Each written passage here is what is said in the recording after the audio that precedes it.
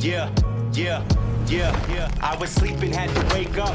Why? Every reason I can think of. God, till the day I keep the ink up. What's up, YouTube? Today, we'll be looking at disturbing TikToks that'll make you question reality. So without further ado, welcome to Adam Strain Reacts. Let's get her done. Some conspiracy theories are true. For example, let's say you had a friend call you up and say, I was eating at a restaurant and I found a microchip in my food. I know because I told them to leave off the pepper, but I saw a single speck of pepper, but when I looked at it closely, it was perfectly square, and when I took it home and looked at it under a magnifying glass, it was a microchip. Before you have them institutionalized, know that sometimes cheese has microchips in it. Specifically, authentic Parmesan cheese from Italy has chips embedded in the cheese wheels because they have a huge issue with counterfeiting. These chips let them scan the wheels for authenticity and also track where they go. These microchips are edible by design, and you may have eaten one in your life. Likewise, let's say that same friend says their printer is encoding secret messages in documents, that they keep finding these microscopic specks that they thought were just flaws in the printhead or something. But once again, when they looked at them under their magnifying glass, they found a pattern, and they're certain that the pattern has meaning. What your friend has discovered are printer tracking dots. Many printers, we don't know which ones, use tiny, basically invisible dots. These identify the serial number of that printer and also the date and time when the document was printed. Printer manufacturers actually did this for 20 years in secret before the public found out in 2004. But for example, if documents were leaked from a government agency, these dots help them identify which printer they came from. Likewise, if you're using your printer for some sort of illegal counterfeiting activity, they can scan those nearly invisible dots and immediately know which machine did it and when. This is actually the frustrating thing about the fake conspiracy theories. Sometimes the reality is just as weird. Welcome to America, where we work to live and live to work, where we spend hundreds of thousands on a home that we barely get to step foot in because the hours we work to pay for it keeps us away from it, where we buy a car just to drive it to a job that barely pays enough to keep the gas tank full, where our healthcare system will bankrupt you faster than the illness can kill you. Where getting sick is the business motto and the cure is priced like a luxury.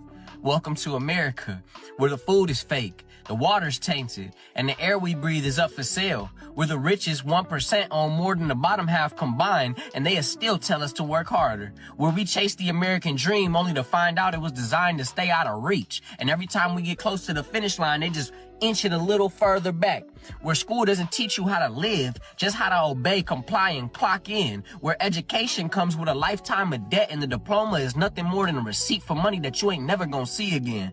Welcome to America, where we pay taxes to keep the lights on in government buildings we ain't never even allowed to enter, where your rights are written in pencil and erased when it's inconvenient, where justice depends on your income and the law bends to the highest bidder. What?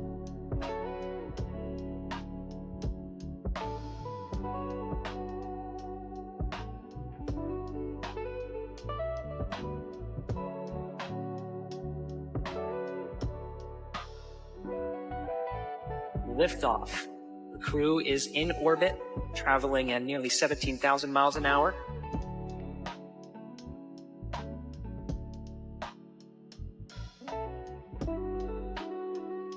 Did you know Facebook launched on the exact same day the government shut down its most secretive surveillance program? February 4th, 2004. DARPA officially terminated LifeLog, a project designed to collect every detail of citizens' daily lives. The same day, Mark Zuckerberg launched Facebook from his Harvard dorm room. According to conspiracy theorists, this timing wasn't coincidental. LifeLog aimed to create digital records of everything: relationships, activities, conversations, movements. Sound familiar? That's exactly what Facebook does today. The theory suggests Facebook became the civilian face of government surveillance, disguised as social networking. Early funding allegedly came from venture capital firms with CIA connections, including In-Q-Tel Investments. Within years, Facebook knew your friends, your interests, your location, even your political views. Everything LifeLog wanted to collect, but couldn't do openly. Today, billions voluntarily upload their entire lives to the platform.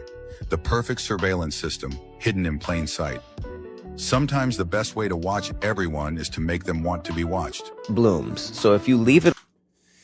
I guess that's why they say that DNSA sort of became obsolete because everybody started voluntarily uploading all their information.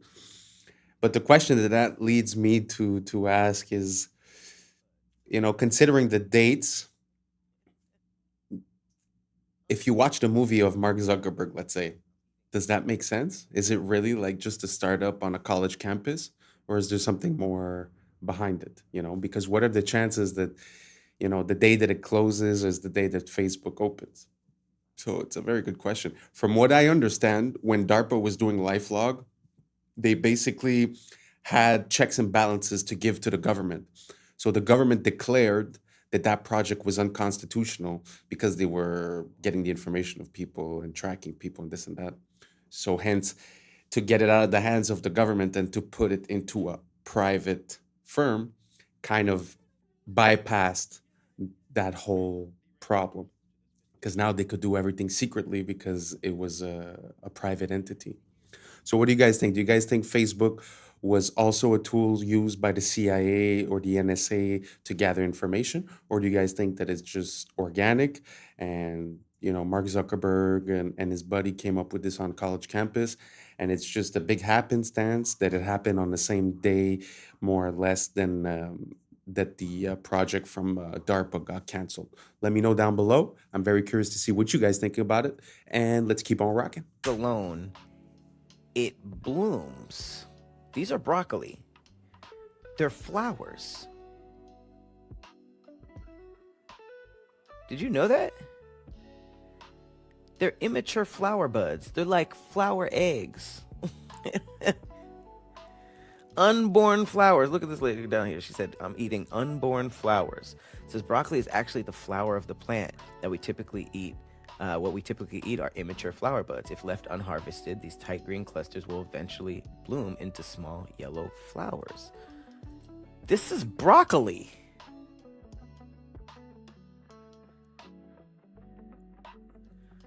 Like, what? Did y'all know that? Look. You just go on a date and give them here's some broccoli. I'm sorry. I didn't know that. You make me feel like sandwich, yeah. The ramifications to this video, the findings of this video are so shocking that I need to hear other people recreate this. And if this is true, then our entire world can change very quickly. Listen to this, absolutely shocking, and let me know your thoughts. What if intuition was a state of water, a kind of etheric antenna? You see, I've observed that after placing a sunflower seed in water, removing and freezing using a crystallographic method, the water doesn't design the seed, but rather it reads the potential in the seed and designs the outcome, the sunflower. Here are examples of water doing the same thing with apple seeds and flax seeds. So what if the water in us shares and receives information to and from the water in the air around us, which on a very subtle level is attracted to the human biofield, which is electrical and magnetic? Since it appears that water reads potentials as demonstrated in my seed examples, then perhaps the water in us uses our electrical charge to probe all potential outcomes simultaneously like a quantum computer and returns back with the most likely outcome, which we all call intuition. So intuition is the water in our body, seeing the potential of outcomes, quantumness. Like, this is incredible. The shockingest part, you put a freaking seed in water, you freeze the water. If you didn't catch that, that's what she did. She froze the water. And the water froze into the shape, the look of a sunflower. But she just put a seed in it. This is real. Recreate this study. She did it with apples and freaking alfalfa sprouts or flax seeds. Now, this is reminding me of Masaru Emoto. If you guys remember, the Japanese man who they say his studies were never proven and but meanwhile, we know he was onto something there with the freezing the water. Plus the snowflake thing too. I mean, water is, from my understanding and research, actually conscious. It's not this inanimate thing. It has its own consciousness. It's self-organizing and it has memory. It retains memory. So there's a lot to water that we know nothing about, which we were never told. But I'm sure if this woman knows about it, if I know about it, How could you tell me that deep underground military bases with limitless budgets and boards of the most brilliant scientists in the world are just unaware that water has these incredible properties and powers? What is happening now to solidify that it's coming? Well, it happened in Vietnam. Sorry, my mind's a bit blown. Do you guys think that's real? What implications does that have? I mean, the fact that you could put the seed in the water and it's gonna project the image of the grown plant. I mean, I can't even imagine what that means. If you guys have an idea, write down below, because truly I'm awestruck. Let's keep on rocking. 86 million people have no longer access to their banks because they refuse to comply with biometrical standards for digital identification. Denial by default. As of September 1st, 2025, banks across Vietnam are closing accounts deemed non-compliant to new biometric rules. Authorities estimate over 86 million accounts have been restricted. And the reason why this is all going on is because let's say the World Economic Forum, can we just force them to comply by restricting their bank accounts? Because if you have no money, what are you going to do? Eventually, you're going to comply. And if you don't, Vietnam can assert a martial law. They have no reason not to say, all you people who are trying to usurp this system by bartering or whatever, if we catch you doing that, you're going to jail. And that will force people to accept the digital system. This is not something that is going to stay in Vietnam. This is a test, because if we look at what's going on with the European Central Bank and digital ID initiative in Europe, as well as the real ID being imposed in the United States, we can see that it is coming to us as well. That's where it gets confusing. Right. So what do you guys think about the digital ID? Do you guys think that it's the natural progression of things, or do you guys think that this is a whole other level of control, tracking, data harvesting, and etc.? Right? Let me know down below, and let's keep on rocking. the real problem, the question is the Van Allen radiation belts. Now, the people that say that it's easy to go through the Van Allen radiation belts will tell you that it's a donut. It's not like covering the entire sphere of Earth evenly, that there's openings at the top and the bottom. Is this correct? Well, yeah, but then they would have to launch at the North Pole or South Pole, where it's not possible to launch because of the temperatures. That's the only way you could do it, to get through those holes? That's right. According to NASA's own flight plan, they went directly through the center. That's why they launched in southern Florida, to be close to the equator. Okay, so what they would say is that it's not that dangerous, and it's just like being exposed to a few x-rays, and that the people were shielded. Well, go to Sabrel.com and watch a latest clip about it. But you're right there, so I just want to give you the opportunity. I'm just saying, what they would say to you. The clip there is of Kelly Smith. He's an employee at NASA, explaining something that most people don't know, which is above the Earth, starting at about 1,000 miles and extending about 30,000 miles, is a huge band of radiation that astronauts would have to go through to the moon and through again back. First, he says it's dangerous, meaning deadly, and then he says that the technology for an astronaut to go through it to the moon and back and survive has yet to be invented.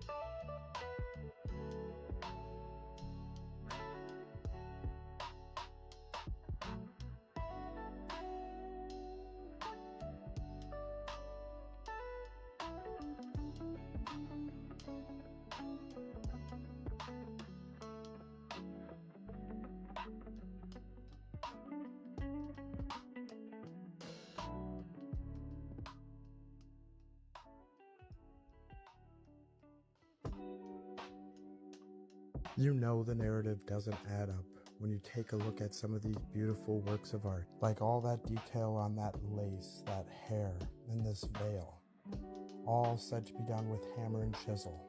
They are not just beautiful works of art, timeless pieces, they are impossible given the historic timeline we were told, because we don't make anything close to that detailed and that beautiful like they did hundreds of thousands of years ago.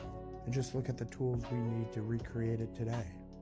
Much like the architecture not matching the tools of the period. The same goes for the beautiful works of art from the old world, and everything seems so backwards. Our art has regressed. Our buildings are nothing more than boxes. This next video breaks down how we need robots and tools to help us replicate the beauty of the old world.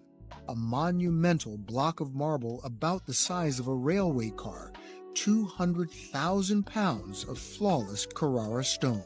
You're going to move this block out of here? We are going to move this big boy out of here. How?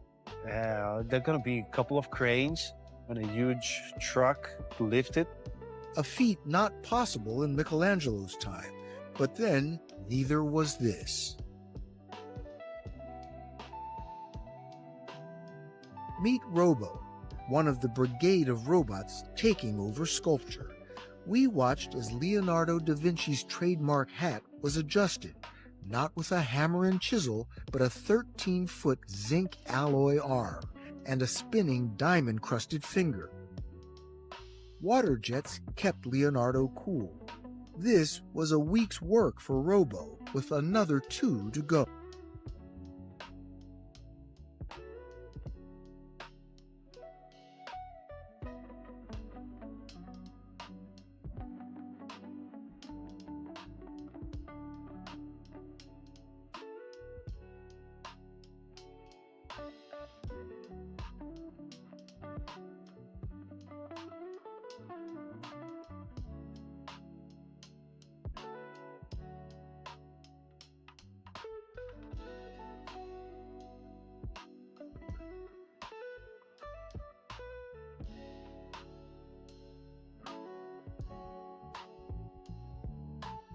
So big news, Taylor Swift just dropped The Life of a Showgirl, and what an album it is. Her fiance Travis Kelce says it's banger after banger. USA Today says she's shaken off the gloom of the tortured poets department and returned with playful pop and sharp one-liners. The New York Times frames it as Taylor hungry to move on, less about feuds and more about her future, though not without some side-eye at her past. The Guardian wasn't as impressed, though, saying that the whole thing feels a little bit rushed, akin to how romantic bliss doesn't fuel the same fire as heartbreak. Billboard magazine describes it as bangers for adults, not another 1989, but mature, sharp, and still packed with hooks. Variety says the love songs here feel easy for once, not battle-tested, which makes the album an uncomplicated good time. And People, they went all in, calling it her most radio-ready album since 1989 and the spiritual sister of Reputation. For me, overall, feels like a reset. Is it her best album? No. But is it entertaining, a little messy, and guaranteed to get people talking? Absolutely. They just gave the green light for ChatGPT to have a lot of freaky conversations with a lot of freaky people. I might be the first person to let you know this, but it's true. ChatGPT just went to a whole different level. So Sam Altman just announced that ChatGPT will soon be able to engage in erotic interactions with age-verified adults starting in December. And for the people in the back that don't know what that means, if you ain't got nobody to talk to that way, ChatGPT is going to talk to you that way, the freaky way. So they're saying that in December, OpenAI will permit mature content, including erotica. Mind you, it's a lot of people that's going to think this shit is real. It's a lot of kids that's going to log on to ChatGPT and interact with that. They're talking about it's going to be age restrictions. How? How are you going to restrict that? How do you know who's on the other side of ChatGPT? Mind you, people were trying to stop this because we already seen what happened to a couple of kids that thought they was interacting with a real person and they took their own lives. And then you have some adults who really and truly conversate with ChatGPT each and every day. I'm not saying it's a problem with that, but it's a problem with that. And now they're telling people that you'll be able to have those type of conversations, freaky conversations, erotica conversations with a computer. They're taking this shit to a whole nother level. Now think about this. Y'all see Sora 2 just came out, right? So think about people making AI figures and then doing that AI chat. the freaky chat. OF models, y'all in trouble because guess what? Now people ain't gotta pay for that. Now they can make the woman of their dreams or the man of their dreams via Sora and then have a chat with them via OpenAI, via ChatGPT. And what does that do for the population? Don't let me find out that you gonna be on ChatGPT using it the freaky way, because it's about to get freaky, man. I'm out. Michael Jackson was trying to tell us they're casting spells on us through music. Check this out. Singers, when they sing songs, it's like a mantra. When you repeat a chorus over and over and over. So when a kid hears a song and he starts singing that chorus over and over and over, then you start to hear it in the alpha state into the subconscious mind. So you start to become the song or become what you're saying. Now, Michael Jackson being one of the greatest musicians to ever live, you can safely say that he's an authority figure when it comes to the subject of music. The reality is that music is one of the most powerful forms of programming. Stay weird. You don't just listen to it, you actually... A worldwide... I agree with that. And whether it's music coming from outside or the music that emanates from your thoughts, it's very important to keep it positive and keep yourself on a good outcome. Because like he's saying, if let's say the song that you're listening to is, the chorus is hate your neighbor, hate your neighbor, hate your neighbor. Like he said, at one point you go into alpha state and you start talking to your subconscious, feeding that. So what do you think is going to happen in your conscious life? You're probably going to have more hate. As for if you were listening to a song that says love your neighbor, love your neighbor, love your neighbor, you're probably going to end up with a different consequence. It's the same thing with your choice of words. A lot of people replace the word mourning with rising because mourning is associated with death and rising is associated with life. It's an example, but these patterns create a sort of spell, as if you want to call it that. Some people call it epigenetics, the biology of belief. There's different interpretations of it, but my only point to this is I think we should be careful what we consume, what we listen to, what we repeat, how we think, and what we say. If you guys agree, or if you don't agree, let me know down below, and let's keep on rocking. Event that left so many remains melted and scorched. You can see the blackening and charring on so many of these melted structures. Most of these structures are still buried from the many resets that occurred after them. This is a perfect one. To the right of that archway, you can see a lot of that structure deformed and buried under the stone, and that undeniable scorching. Some more blackened stone here on the top, and in little small parts all along this melted ruin.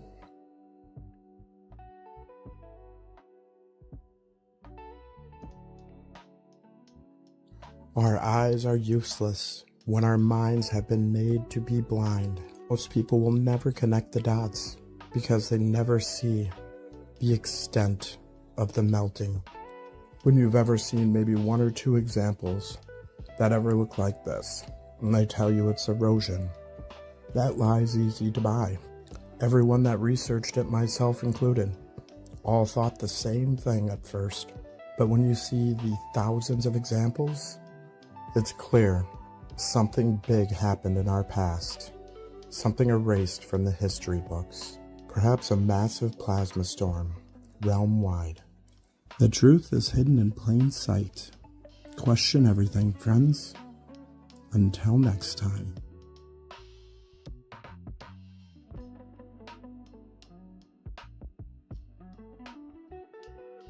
And that's a wrap for today, familia. Whether you're tuning in with the sunrise or you're posted up after midnight, I appreciate your time, your energy, your curiosity. And remember, this isn't about truth or fiction. This is about perspective. If this sparked a thought, a laugh, a deeper question, then we did our job. Drop your thoughts in the comments. Keep the convo alive. Like, subscribe. Don't forget to hit that bell if you're riding a wave because we're just getting started.